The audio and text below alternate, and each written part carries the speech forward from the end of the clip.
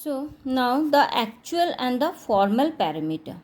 So actual parameter and the formal parameter. Formal, from the formal we can say that it like format. So like this is the formal parameter where the data, with the data type in the formal parameter we give the actual with the header of the function total thing with the parameter int n and int m the thing is. So this is called the formal parameter, where from the actual, and this part is called the actual parameter, from where the value is passed to the formal parameter. So the value are passed to the function into a defined parameter. For example, so here you can see, so this is the formal parameter, and where the value is passed and we get the value here. This is called the actual parameter. So actual parameter through which we give pass the value, like we have passed there, like here we have passed the 5 and 10 and 5 we have passed. So this is the actual parameter where the values are passed, and this is the formal parameter. It is like a formula. So here the value, whatever the value is sent, so accordingly, so if this is integer, so you have to pass the integer value from here. So and then the calculation is done and the output is given. So this is the actual parameter. So in the above example, the parameter m and n of the function named add are used to receive the value from the caller statement. So it is receiving from the caller statement, thus that is m and n are called the formal parameters. So those are receiving the value. So since these are receiving the value, so these are the formal parameter, and wherever the value actually passed to the method at the time of it call from the main method function is known as the actual parameter. And so where the actual value is passed from where, it is known as the actual parameter. So different ways of defining a function. So function can be defined in different ways. First is the way we have done the pure function, the return statement, using the return statement. Here what happened, you see, this is the return statement. From here x the value it is receiving, and then f is 1 and I, and here the up till x, if I pass the 2, so 2 times the factorial, it is asking for the factorial, so 2 times the value will be executed and then it give it the value. So like here, in the main method we have made the factorial, since factorial is my class name, ob is the object we made it. Then two variables we have taken value as well as assigned the value n and m. We have not directly, we have initialized the value directly. So next it is saying p equal to ob dot fact. So since it is a return type, so we cannot write this because the value which will be returned has to be kept in a variable. So ob dot fact n, so n value is 5, so 5 is passed to x. So now x value is 5, so f is 1, so here it will come, so 1 is so it is x value is 5, so it will move up till 5, so it will give you 5 times. So f equal to means f equal to f into I. This means that f equal to f into I. So f is 1, so first will be 1 into 1, then it again it will go, then I will change to 2, so into 2, then again it will go, then 3 into 3, then into 4, then into 5. So then it will calculate, so f value became, so 2 into 1 into 1 1 into 2 2, 2 into 3 6, 6 into 4 24, 24 into 5, so it is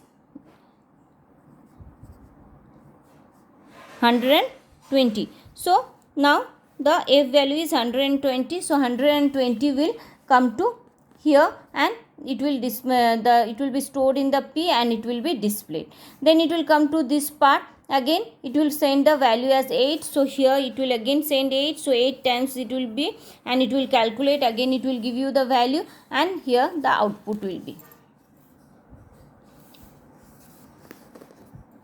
So this is the way the return type. And if the value but not return, it is not returning, what it is doing, the same thing you see 5 and 8 here.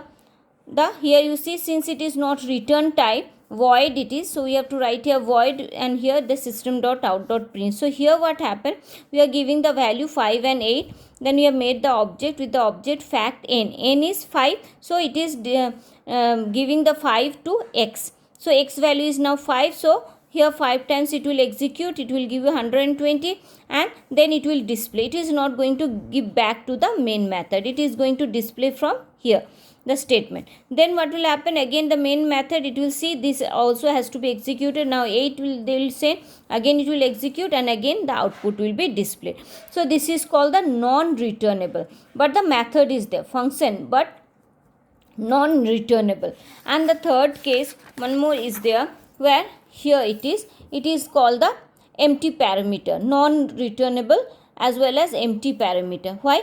Because here you see we are not passing the value from the main method. Here you see the parameter is empty.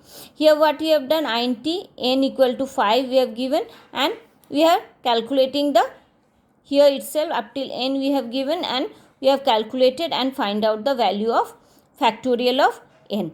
And here, so here what happened, we have made the object, here just we are saying to execute the fact method. So it will go and execute the fact method, and it will enter inside, it will get 5, n equal to 5 and f equal to 1 and I, and it is going to calculate, and it will display you the value. Then way of passing value to a function. So way of passing, so now we would have understood that the function or a method is a sub part of a program. So it receives the value passing from the caller program and carries out the statement defined in it and return the result of the caller program. You may invoke a function by passing the different values as many times as you need. Java allows you to pass the values to a function in the following two ways. In the two way we can pass. One is pass by value, and the one is pass by reference. So in the pass by value, what happened in this system, the value from the actual parameter is copied to the formal parameter. We have seen the actual, it is moving to the formal. Hence any changes made in the formal does not affect the actual parameter. So any changes we do in the formal, in the formal, it is not affecting the changes in the actual parameter. So let's see the example. So here you can see this is the formal parameter and this is the actual parameter. So from the actual parameter I am passing the value A is 5, I am passing here 5, and B is 6. So when I passed here 5 and 6, so it will enter here. So x plus 2, so x value is changing to 7, and here y value 8 is changed to 8. So and then it is going to give you the output. So it is not affecting the, so the A and B's value remain as it is. If you see, try to get the, here you see again the output is given for the A and B also. So the A and B's value is 5 and 6, and the formal parameter here, the value of x and y is 7 and 8. So it is not doing any, there is no effect in the A and B. So it is, the formal parameter is not affecting the actual parameter. So you can see A and B it is, so x and y, when it is here it is 5 and 6. So after adding, the x and y is changed to 7 and 8. But the x and y, A and B here, it is as it is 5 and 6. So A and B, so here when it is given A and B, so A and B's value is remaining the same, it is 5 and 6.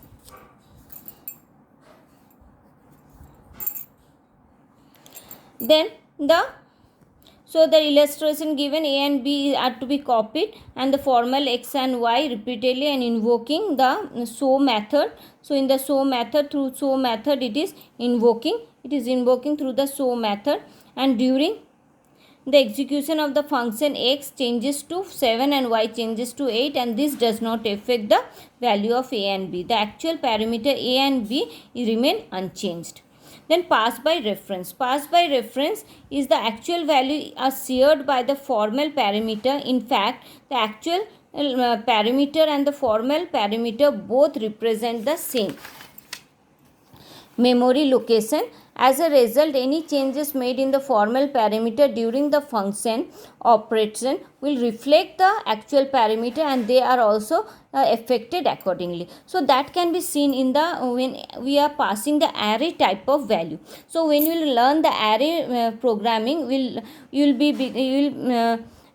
be more clear about it. Till then I am explaining you some part you can understand. So here you can see, here it is receiving the array, because array in same type of values, many values we can, same data type of many values we can pass. And here the length is taken, and then here the b is added, and the parameter it is showing the parameter, it is how it is changing, and here the b is also receiving. So here let's see b. So b parameter and the here the a parameter is there. So from the a we are passing b, passing 2. So here the 2 is passed here, then it will enter here. Then what will do, I 0. So what is going to do, so in b it is taking the value as a 2, and then the b is changing 2 plus 2, it has changed to 4. So when it is changing 4, the a is also here, the a is also changing to 4.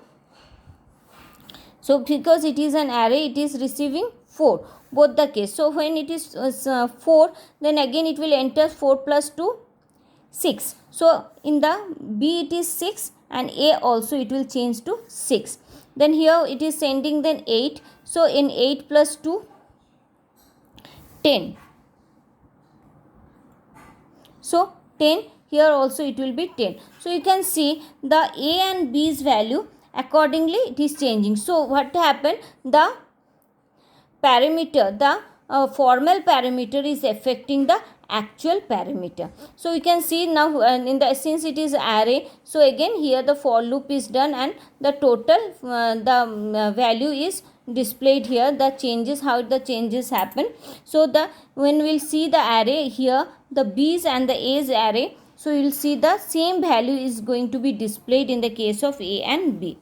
So it is noticed that when the function and ob add a is invoked, the address of the variable a is automatically allotted to b. Hence array a of the caller program is treated as b. So when the a caller is treated as a b caller automatically. On increasing the element b by 2, when we are increasing the value of b by 2, brings the same changes in the array a. So a also is changing to the same value. As soon as the program gives you the example above executed, the same value are displayed either for the b or for the a. So in this case, if I will display b, whatever the value I will get, the same value we are going to get in the if I am displaying the a array. So the what is the pass by reference? Hence pass by reference is the process of passing the reference address of actual parameter to the formal parameter in such a way that any changes made in the formal parameter will be reflected on the actual parameter. So if any changes, we are passing the value, we are passing the address to the formal parameter, and in such a way that any changes made in the formal parameter will be reflected in the actual parameter. So let's then in the next class we'll continue with the pure function.